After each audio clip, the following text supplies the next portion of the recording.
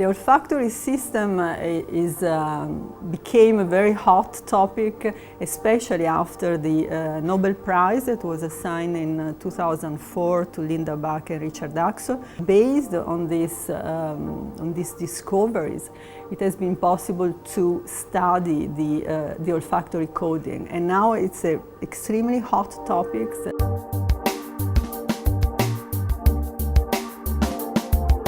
Our group is composed by 7 people.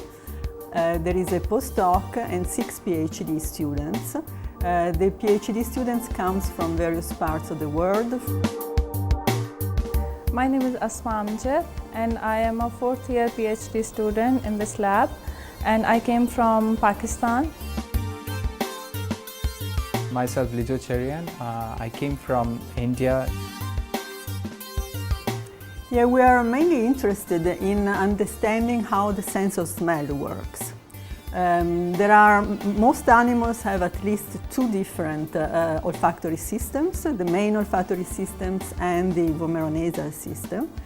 And we are trying to understand how odorants from the external environment bind to specific receptors and start an electrical signal that is then transmitted to the brain. I am basically working on the vomeronasal system. My project here is to check the calcium activated channels in vomeronasal sensory neurons. We are using the technique of flash photolysis. So basically we are making a whole cell patch clamp configuration and releasing the calcium in the knob or the microvilli of the dissociated vomeronasal sensory neuron. We are recording the current directly from the knob.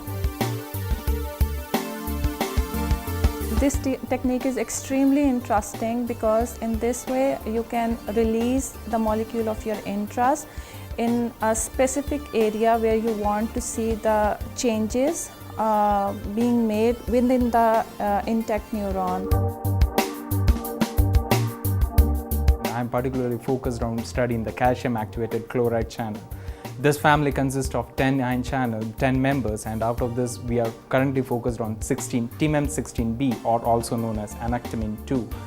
So here, using this patch clamp technique, we are trying to understand the electrical and the functional property of these ion channels by modulating either electrically or by using different ionic conditions. We try to record the currents which is actually arising due to the different ionic condition on the intra and the extracellular side. We try to analyze this using the different mathematical components to understand the gating mechanism of these ion channels.